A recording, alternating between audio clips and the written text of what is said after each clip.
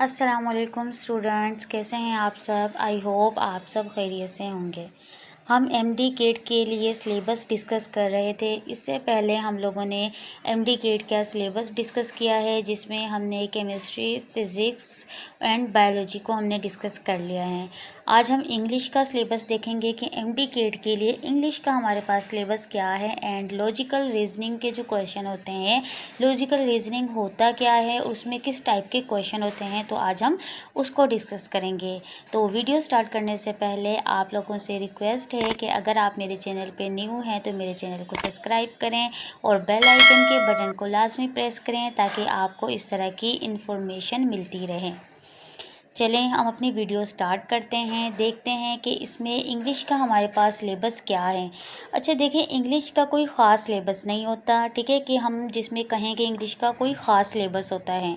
English का जो syllabus होता है उसमें आपके पास जो होती हैं, आपको कोई पैराग्राफ दिया जाता है, ठीक है, उसमें आपने ट्रू और फॉल्स का बताना होता है। कोई स्टेटमेंट होती है, आपने देखना होता है कि कौन सी ट्रू है कौन सी फॉल्स है, ठीक है। वर्ड सिनोनिम्स होते हैं, वर्ड ऑपोजिट होते हैं, या कोई आपको इस तरह की स्टेटमेंट दी जाती है जिसमें आपसे पूछा जाता है क्या इसमें जो ये स्टेटमेंट है यह ट्रू है या फॉल है, ठीक है। और इसके अलावा सबसे जो इसमें मेन पार्ट होता है, इसमें जो मेन पार्ट होता है वो होता है ग्रामर का, ठीक है। आपको इंग्लिश की ग्रामर अच्छी होनी चाहिए इसके लिए, ठीक है।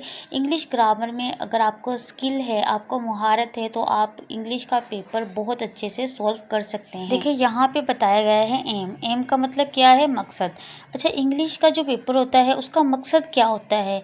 इसका मकसद ये होता है कि आपको इंग्लिश में महारत हो, ठीक है, आपको इंग्लिश अच्छे से बोलनी आए, ठीक है। इंग्लिश को आप अच्छे से प्रिपेयर करें कि अगर आपको कोई किसी भी टाइप की एप्लीकेशन आती है रिटन के लिए तो आप उस एप्लीकेशन को भी अच्छे से लिख सकें, ठीक है। उसके बाद ऑब्जेक्टिव है। ऑब्जेक्टिव में इंग्लिश का जो सिलेबस होता है वो डिफरेंट जो हायर सेकेंडरी स्कूल्स का सिलेबस होता है या सीआई का जो लेवल होता है उसकी तरह का एक सिलेबस होता है, ठीक है।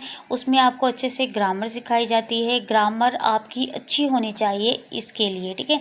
एमडी केट अगर आप कर रहे हैं तो इंग्लिश का पेपर पास करने के लिए आपको ग्रामर, आपकी जो ग्रामर है वो बहुत अच्छी होनी चाहिए, तो आप उसको जो है इंग्लिश का टेस्ट अच्छे से पास कर पाएंगे, ठीक है। यहाँ पे डिफरेंट चीज़ें बताई गई हैं कि जो इंग्लिश का जो आपके पास सिलेबस होता है उसमें आपको पहले बता दिया है कि इंग्लिश का जो टेस्ट है, इंग्लिश का टेस्ट क्यों लिया जाता है, उनका मकसद क्या होता है इसमें, ठीक है, और किस टाइप का आपके पास सिलेबस होता है, ठीक है। इसमें सबसे ज़्यादा आपके पास ग्रामर होती है। ग्रामर के बाद जो इसमें सबसे ज़्यादा ग्रामर के बाद बारी आती है आपके पास वोकैबलरी, ठीक है। आपकी वोकैबलरी अच्छी होनी चाहिए, ठीक है, चीज़ों की मीनिंग का पता होना चाहिए, आपको वर्ड ऑपोजिट का पता होना चाहिए कि आपको अगर पंक्चुएशन, ठीक है, पंक्चुएशन भी देते हैं कि पंक्चुएशन इसकी अच्छी हो।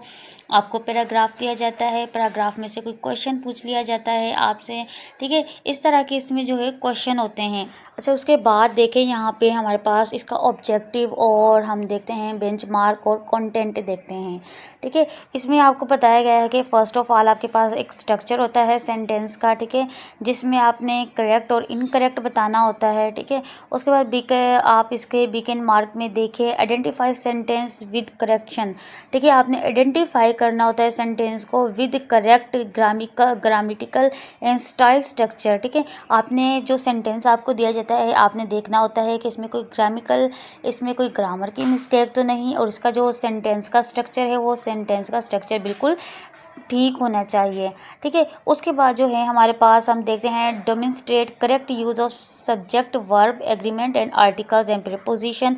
वही हमारे पास फिर ग्रामर आ गई है कि इसमें हमने देखना होता है कि सेंटेंस हमारे पास करेक्ट होना चाहिए, उसकी स्टेटमेंट ट्रू होनी चाहिए, ठीक है। उसके बाद उसमें वर्ब का यूज़ सही किया गया है या नहीं किया गया, आर्टिकल सही लगा है या नहीं लगा, एंड उसके अंदर कोई प्रीपोजिशन की मिस्टेक तो नहीं, ठीक है। उसके बाद हमारे पास आता है फिफ्थ पॉइंट में हम देखते हैं demonstrate ability to identify mistake in the sentence और शॉर्ट रिटन टेक्स्ट, ठीक है। जो हमारे पास शॉर्ट रिटन टेक्स्ट है उसमें कोई मिस्टेक तो नहीं है, वो बिल्कुल ठीक, या उसमें कोई स्पेलिंग मिस्टेक नहीं है, हमें स्पेलिंग मिस्टेक भी देखनी होती है, ठीक है। उसकी कंप्रीहेंसिव भी देखनी होती है, उसमें टेक्स्ट में तो कोई मिस्टेक नहीं की गई है, उसके स्पेलिंग में कोई मिस्टेक नहीं है, ठीक है। और ये सारा का सारा हमारे पास किस में आता है? ग्रामर में आता है। इससे पहले मैंने आपको पहले ही बता दिया है कि अगर आपने इंग्लिश का टेस्ट पास करना है तो आपकी ग्रामर बहुत अच्छी होनी चाहिए।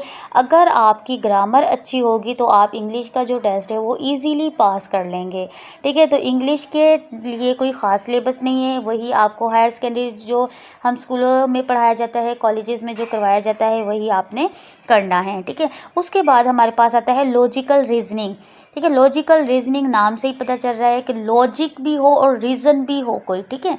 वो जो हमारे पास लॉजिकल रीजनिंग के जो क्वेश्चंस होते हैं उसमें हमारे पास जो है क्रिटिकल थिंकिंग है, लेटर एंड सिंपल सीरीज़ है, लॉजिकल डिडक्शन है, लॉजिकल प्रॉब्लम है, कोर्स ऑफ एक्शन है, काज एंड इफेक्ट है, ठीक है। क्रिटिकल थिंकिंग की हम बात करते हैं। क्रिटिकल थिंकिंग क्या है, हमने क्रिटिकल, ठीक है, खुद से सोच के जो है उससे फॉल्स में से ट्रू बताना होता है कि ये फॉल्स है या ट्रू है, ठीक है। उसके बाद सैम्पल क्वेश्चन आ जाते हैं, आपको कोई भी सैम्पल दिया जाता है, फॉल्स और ट्रू का ही पूछा जाता है, सैम्पल होता है क्वेश्चन का, ठीक है। उसमें से भी आपको कोई फॉल्स या ट्रू का पूछा जाता है। उसके बाद लेटर एंड से जो हमारे पास सिंबल सीरीज़ आ जाती है, ठीक है, लेटर क्या है और उसके बाद हमारे पास सिंबल सीरीज़ के बारे में आता है। उसके बाद फिर सैम्पल क्वेश्चन आ जाते हैं।